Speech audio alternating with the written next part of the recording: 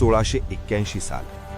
शिवाजी महाराजांच्या निधनानंतर मुघल सम्राट औरंगजेबाला वाटलं होतं की आता मराठ्यांची ताकद हळूहळू कमी होईल, स्वराज्य डळमळीत होईल. पण ही समजूत फार काळ टिकली. छत्रपती संभाजी महाराज गादीवर बसताच दख्खनला एक गोष्ट स्पष्ट झाली: स्वराज्य फक्त तलवारीवर नाही, तर बुद्धीवर, शिस्तीवर आणि नियोजनावर उभं असतं. संभाजी महाराजांना माहीत होतं, स्वराज्य टिकवायचं असेल तर फक्त शौर्य पुरेसं नाही, आर्थिक बळ तितकंच गरजेचं आहे. म्हणूनच निवड झाली मुघल साम्राज्याच्या दक्षिण भारतातील सर्वात मोठ्या तिजोरीची, बुरहानपूर. बुरहानपूर अचानक निवडलेलं नव्हतं. हे शहर मुघलांची दख्खनमधील आर्थिक राजधानी होतं. इथूनच मुघल सैन्याचा खर्च, मोठ्या व्यापाऱ्यांचा महसूल आणि सम्राटाचा खजिना भरत असे. सुरत याआधी लुटलं गेलं होतं, पण बुरहानपूरवर इतका मोठा हल्ला याआधी कधीच झाला नव्हता. हा हल्ला फक्त लष्करी नव्हता, तो मुघल सत्तेला बसलेला मानसिक धक्का होता. पण हा निर्णय अचानक घेतलेला नव्हता.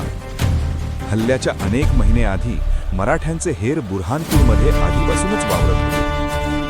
कोणी व्यापाऱ्यांच्या वेशात, कोणी बैलगाडीवाले, कोणी साधू, तर कोणी कारकून बनून ते शहर पाहत होते, ऐकत होते आणि माहिती गोळा करत होते. कोणत्या घरात किती माल आहे, कुठे सावकार राहतात, कुठे गोदामे आहेत आणि कुठे पहारा कमी आहे, हे सगळं आधीच ठरवण्यात आलं होतं.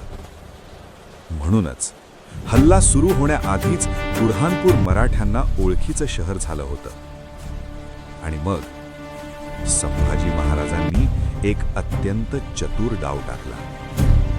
मराठे सुरतेवर चाल करून जाणार अशी खोटी अवई जाणीवपूर्वक पसरवण्यात आली. प्रवासी, व्यापारी आणि मुघलांचे बातमीदार ही बातमी पसरवत गेले. या बातमीवर विश्वास ठेवून औरंगजेबाचा सुभेदार खान जहान लोदी आपलं सैन्य घेऊन सुरतेच्या दिशेने निघून गेला. आणि नेमक्याच त्यावेळी संभाजी महाराजांनी आपली खरी दिशा बदलली. मुघल सैन्य सुरतेकडे जात असतानाच मराठा सैन्य वाऱ्याच्या वेगानं बुरहानपूरच्या दिशेने निघालं. 30 जानेवारी 1681 पहाटेचा वेळ. बुरहानपूरचा तत्कालीन मुघल किल्लेदार काकर खान या हल्ल्यानं पूर्णपणे बेसावत झाला. मराठा सैन्य इतक्या अचानक आणि इतक्या वेगानं शहरात शिरलं की काकर खानला प्रतिकार उभारण्याची संधीच मिळाली नाही. शहरात गोंधळ उडाला. मुघल सैन्याची